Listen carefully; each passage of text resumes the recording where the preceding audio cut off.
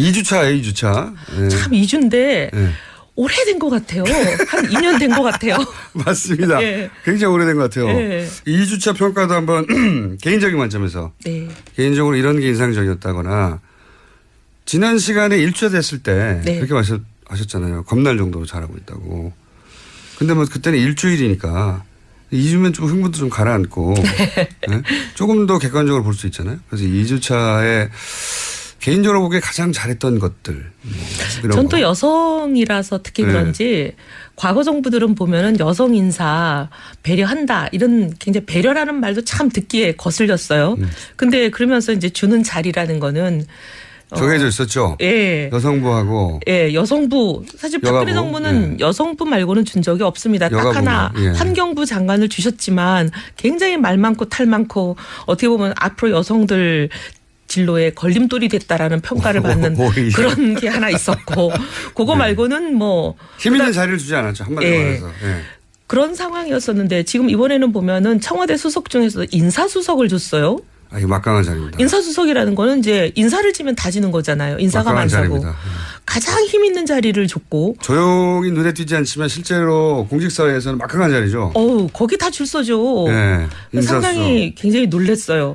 그다음에 또 보면은 조현옥 인사수석. 예, 기억하셔야 외무장관, 됩니다. 예. 외무장관 자리를 줬잖아요. 예, 힘 있는 자리죠. 외무장관 아니 지금 외무장관 여성 처음 나왔는데 굉장히 힘 있는 자리를 줬고 이제 물론 보훈처장도 사실 네. 그쪽에서는 힘이 있는 거죠. 그래서 굉장히 그런 부분이 저는 기대를 갖게 해요. 그래서 야, 숫자만 정말, 채운 게 아니라. 예, 정말 이 정부에서는 여성들이 상당히 길을 펴고 능력을 발휘할 수 있는 제대로 된 장이 펼쳐지겠구나 하는 그런 기대가 생기고. 저도 인사수석에 이렇게 맨 처음 발표한 인사인데 인사수석 여성이 가는 걸 보고 인사수석 여성이던 적이 있었나 생각해보니까 없었어요. 처음이에요. 네, 없었어요. 이건 크게 주목받지 않고 있는데 없었어요. 네. 그리고 이제 제가 여성이라서 조금 여성 자랑을 하면 연고주의, 혈연, 지연, 학연 이런 거에서 좀 자유롭잖아요. 그렇죠. 그래서 어떻게 보면 남자보다 훨씬 더. 훨씬 더 좀 그런 여성들이 보면 조금 개인주의적인 경향이 있기도 하지만 좋게 보면은 그게 이제 연고에서부터 자유로울 수 있는 거잖아요. 네. 그러면 인사를 그런 거에서부터 무관하게 굉장히 사람의 능력과 자질만으로 평가할 수 있는 그런 장점이 있습니다. 그런 부분을 대통령께서 혹시 좀 물론 발표도 그렇게 했죠. 여성 수석을 쓴 거는 그런 것을 감안한 거다 한 거니까 굉장히 인사에 대해서 상당히 기대가 됩니다. 그리고 뭐 또 인사가 굉장히 힘든 임명이었다고 봐요. 네. 통상적으로 하기 힘든. 예. 물론 능력이 있으니까 됐겠죠. 여성이어서가 아니라. 제가 근데 여성이어서 안 된다고 할 자리였을 수도 있는데 네. 그렇지 않았다는 거죠. 예. 제가 그리고 이거 송현옥 수석을 네. 정치하기 전에 잠깐 알았었어요. 근데 정치하고 나선 본 적이 없는 조현옥 분인데. 수석을요? 예. 조현옥 수석. 예. 네. 이분을 정치하기 전에 잠깐 알았고 정치하고 나선 본 적이 없는 분이에요. 네. 근데 굉장히 이렇게 어떻게 보면 진보적인 진영에 계시는 분이잖아요. 네. 저는 보수 진영에 있는 사람이고. 근데 굉장히 진보 보수 가리지 않고 여성의 인재 발굴 이런 데 헌신적인 분이에요. 그렇군요. 언제 인터뷰 한번 해봐야 되겠습니다. 네. 근데 진짜 훌륭한 분이에요. 어쨌든 첫 번째로는 여성 의원으로서 여성 인재를 쓰는 것이 그냥 요식이 아니라 숫자 채우기가 아니라 진짜 힘 있는 자리를 주는구나. 네. 이게 다가왔다. 예. 네. 그건 아직 특별히 이 대목을 지목했던 정치인이 있었나요? 없었던 것 같아요. 못 본 것 같으네요. 네. 그럼 본인이 처음으로 지원한 것으로 네. 해주시고 두 번째로 인상적이었던 건 어떤 거였습니까? 저는 어제 봉하마을이 좋았어요. 그건 왜 그렇습니까? 추도사가 참 이렇게 구절구절이 굉장히 가슴에 와 닿았기도 하지만 특별히 거의 마지막 부분에 네. 현역 대통령으로서는 오늘이 마지막이에요. 안 오는 오겠다. 날이다. 네. 끝내고 나서 성공한 대통령으로 다시 찾아뵙겠다. 이 얘기는 이제 현역 대통령으로서는 이제 앞으로 안 오겠다는 그렇죠. 얘기잖아요. 추도식을 안 그래서 오겠다. 왜 이런 말씀을 하셨을까? 근데 제 해석은 뭐 문 대통령의 진짜 의중이 뭔지는 뭐 제가 물어보지는 않았지만 근데 제 생각에는 이제 진보 보수 진영을 아우르는 어떻게 보면 뛰어넘는 5천만 국민의 대통령이 되겠다 이런 의미가 아닐까 생각하고 저는 굉장히 좋게 들었어요. 네. 그 말씀을. 그래서 꼭 성공한 대통령으로 되돌아오겠다. 뭐 이런 다짐인 거죠. 네. 네. 그전엔 내가 여기 안 와. 네. 네. 굉장히 비장한 다짐이었는데 많은 사람들이 그 얘기를 하더라고요. 그 가슴에 와 닿았어요. 그런 얘기가.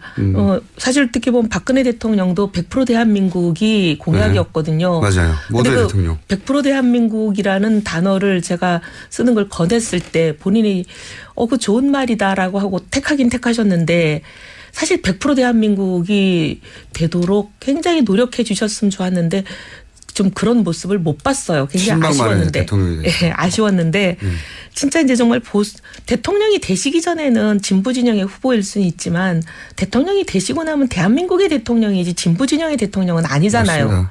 그러니 저는 정말 진보 보수 뛰어넘는 대한민국의 대통령이 되셨으면 진짜 좋겠어요. 그게 두 번째로 인상적이셨고 2주차 이제 총합에서 베스트 3. 네. 세 번째 정도는 얘기하셔야 이게. 예, 그런가요? 한 6개 얘기하셔도 되는데요. 3개만 얘기하죠 그냥.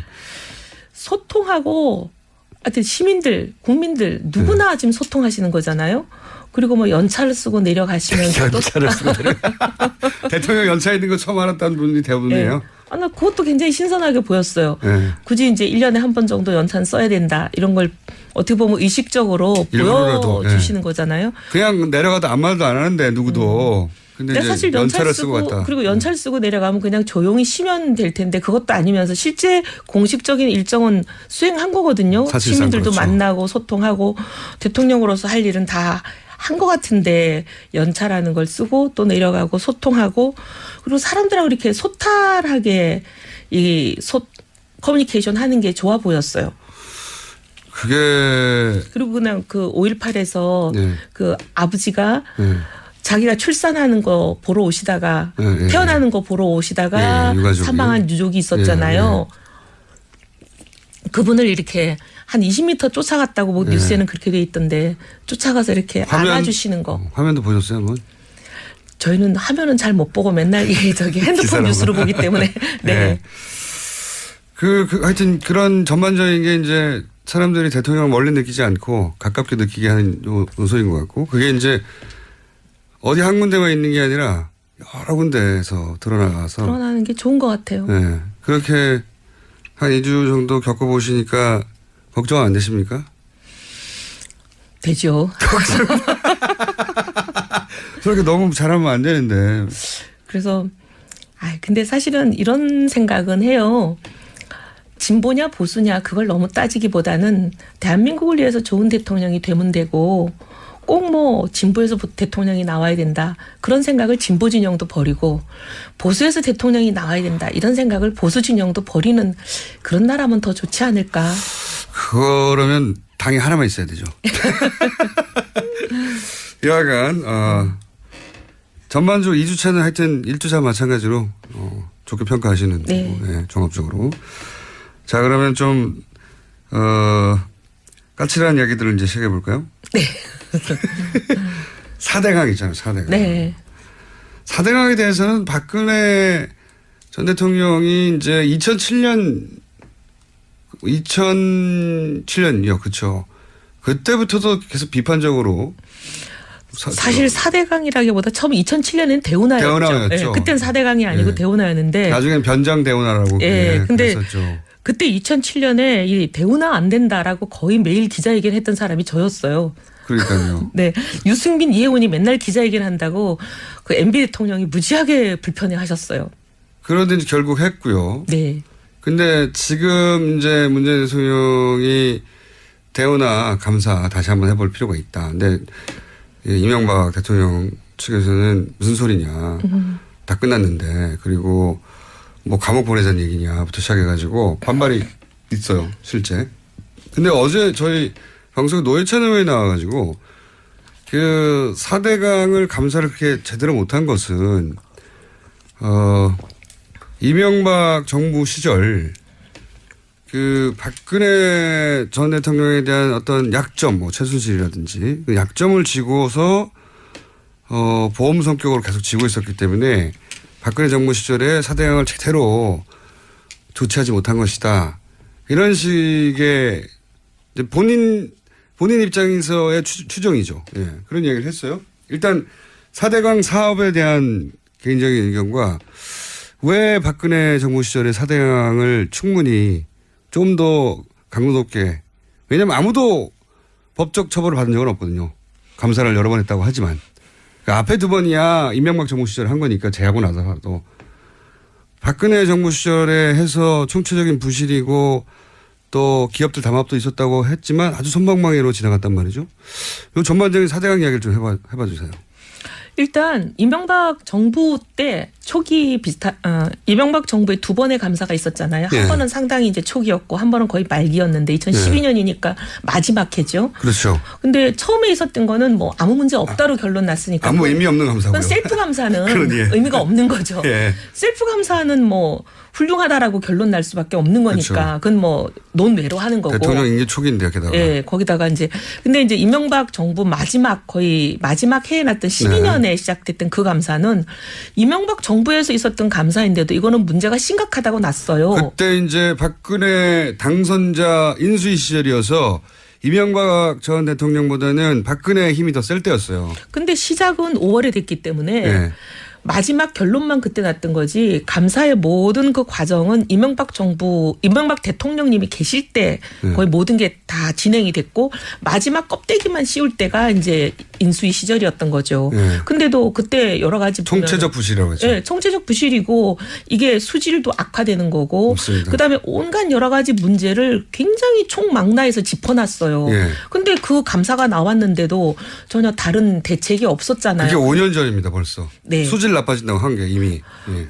그리고 이제 박근혜 정부가 탄생하고 2013년에 있었던 감사는 다른 시각에서 보는 감사였어요. 담합이 있었냐 없었냐. 네. 그다음에 이 비용이 적절했냐 안 했냐.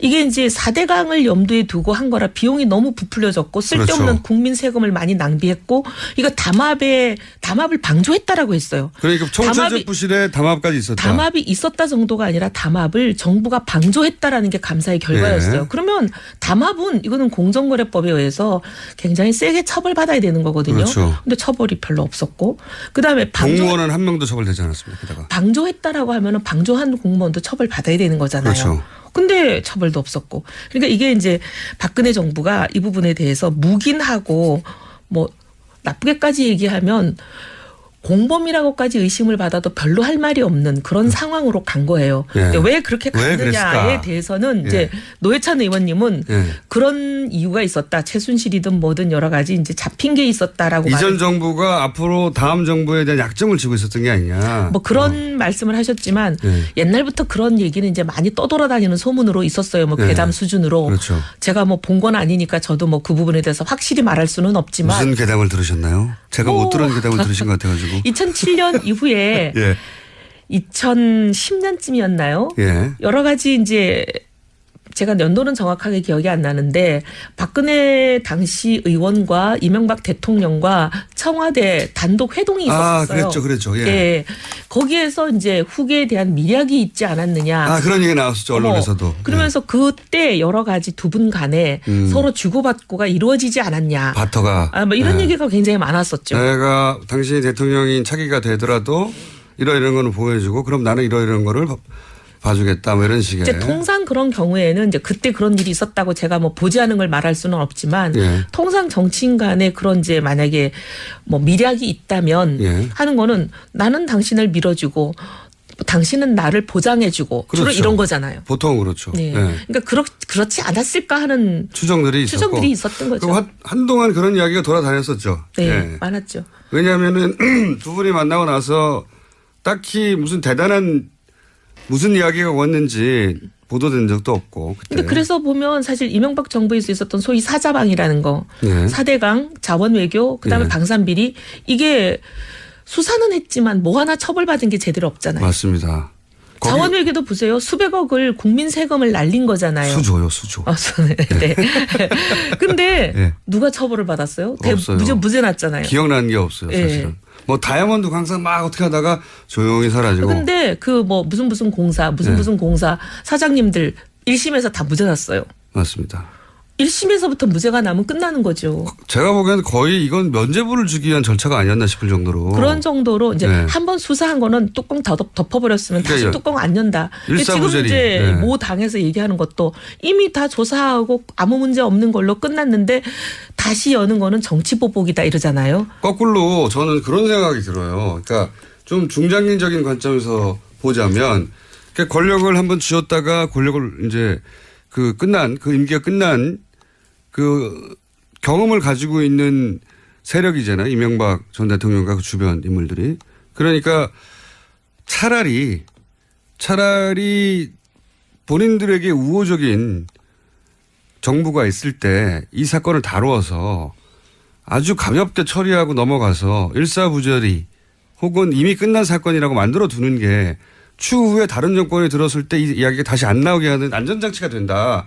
이런 발상을 가지고 막 사자방을 오히려 초반에 막 만들어내고 감사도 하고 그랬던 게 아닌가.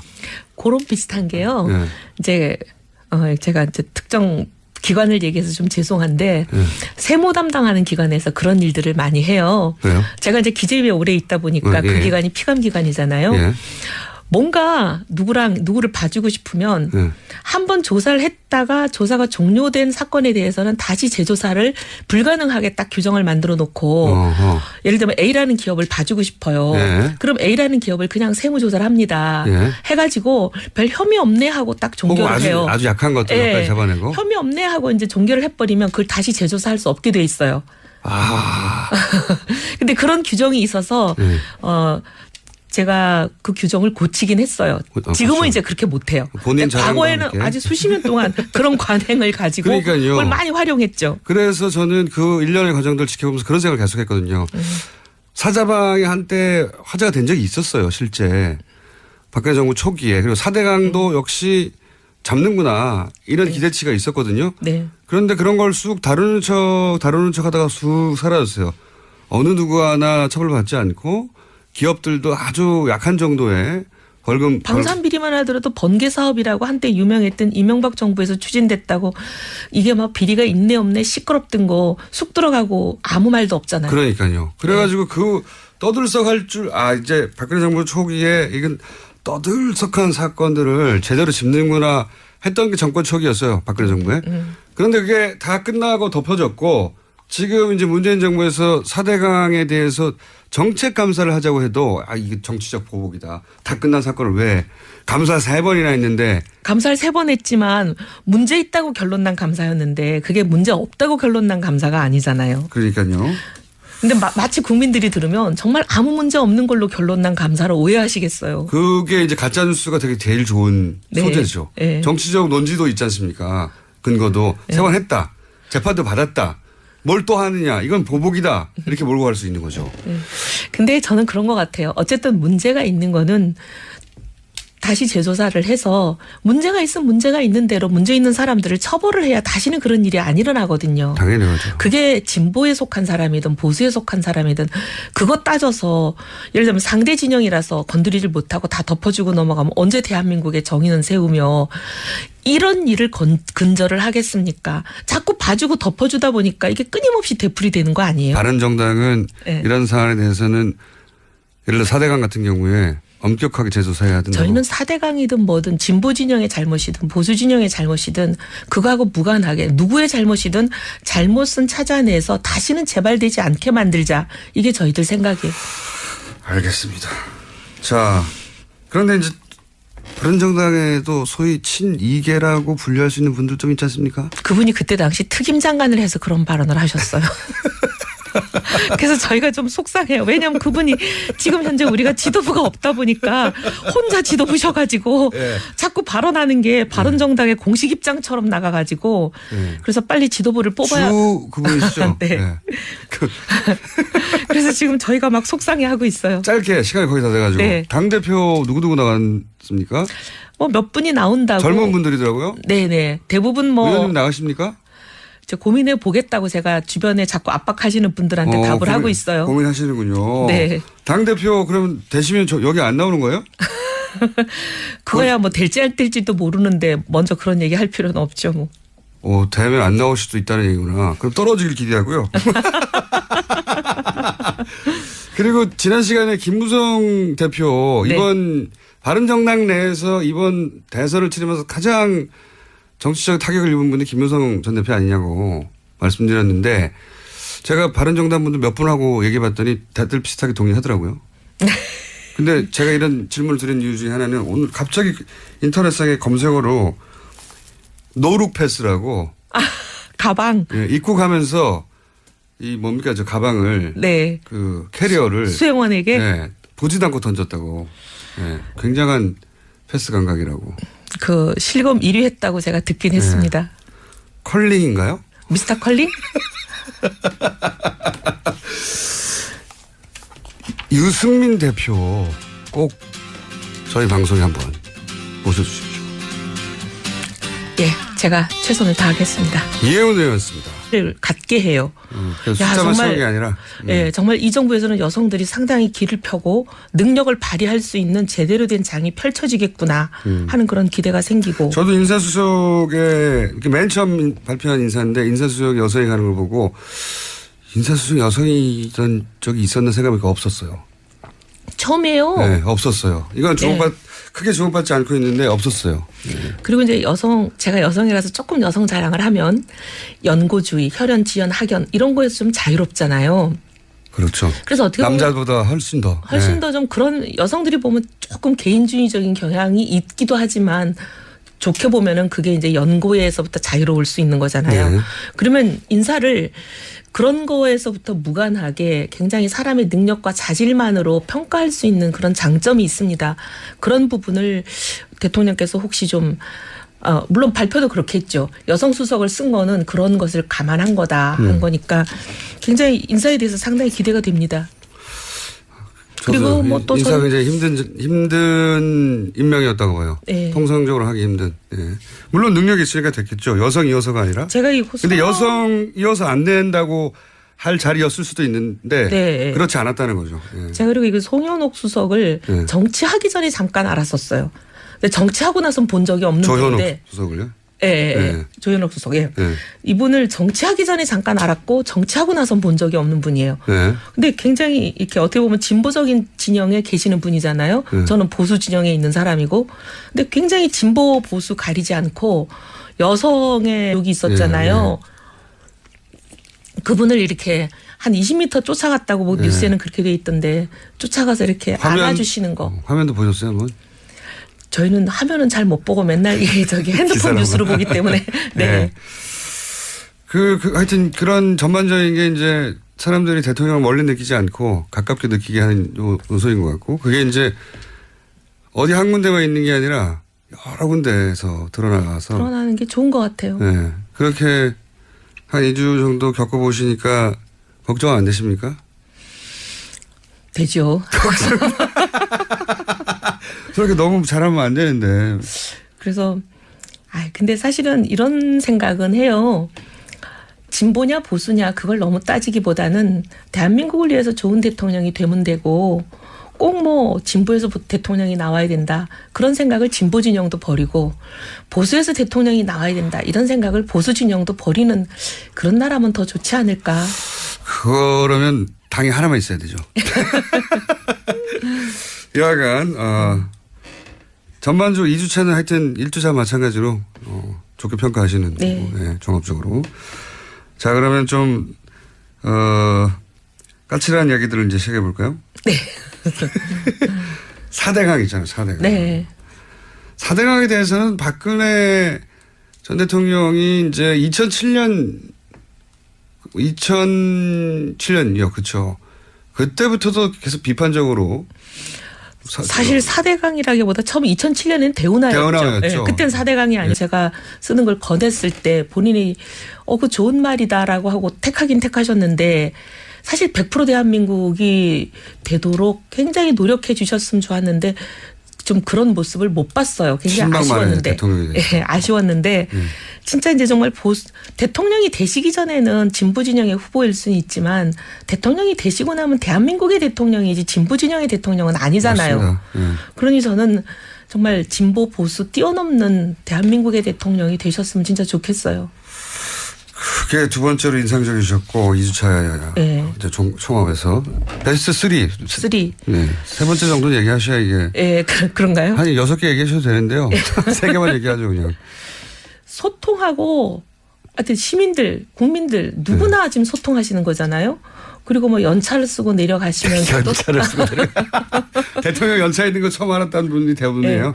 나 그것도 굉장히 신선하게 보였어요. 예. 굳이 이제 1년에 한 번 정도 연찬 써야 된다. 이런 걸 어떻게 보면 의식적으로 일부러라도, 보여주시는 거잖아요. 그냥 내려가도 아무 말도 안 하는데 누구도. 근데 이제 사실 연차를 연찰 쓰고 쓰고 갔다. 그리고 연찰 쓰고 내려가면 그냥 조용히 쉬면 될 텐데 그것도 아니면서 실제 공식적인 일정은 수행한 거거든요. 사실상 시민들도 그렇죠. 만나고 소통하고 대통령으로서 할 일은 다 한 것 같은데 연차라는 걸 쓰고 또 내려가고 소통하고 그리고 사람들하고 이렇게 소탈하게 커뮤니케이션 하는 게 좋아 보였어요. 그게 그리고 그냥 그 5.18에서 네. 그 아버지가 예. 자기가 출산하는 거 보러 오시다가 예, 예. 태어나는 거 보러 오시다가 예, 유가족이. 사망한 유족 2주차예요, 2주차. 예. 참 2주인데 예. 오래된 것 같아요. 한 2년 된 것 같아요. 맞습니다. 예. 굉장히 오래된 것 같아요. 예. 2주차 평가도 한번 개인적인 관점에서 네. 개인적으로 이런 게 인상적이었다거나 지난 시간에 1주차 됐을 때 네. 그렇게 하셨잖아요. 겁날 정도로 잘하고 있다고. 근데 뭐 그때는 일주일이니까 2주면 좀 흥분도 좀 가라앉고 예? 조금 더 객관적으로 볼 수 있잖아요. 그래서 2주차에 개인적으로 보기에 가장 잘했던 것들.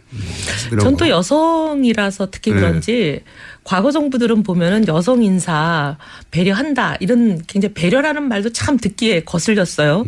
근데 그러면서 이제 주는 자리라는 거는 정해져 있었죠. 예. 여성부하고 예, 여성부 사실 박근혜 여가부, 정부는 예. 여성부 말고는 준 적이 없습니다. 딱 여가부, 하나 예. 환경부 장관을 주셨지만 굉장히 말 많고 탈 많고 어떻게 보면 앞으로 여성들 진로에 걸림돌이 됐다라는 평가를 받는 오히려. 그런 게 하나 있었고 그거 말고는 뭐 힘 있는 자리를 주지 않았죠. 한마디로 예. 말해서. 예.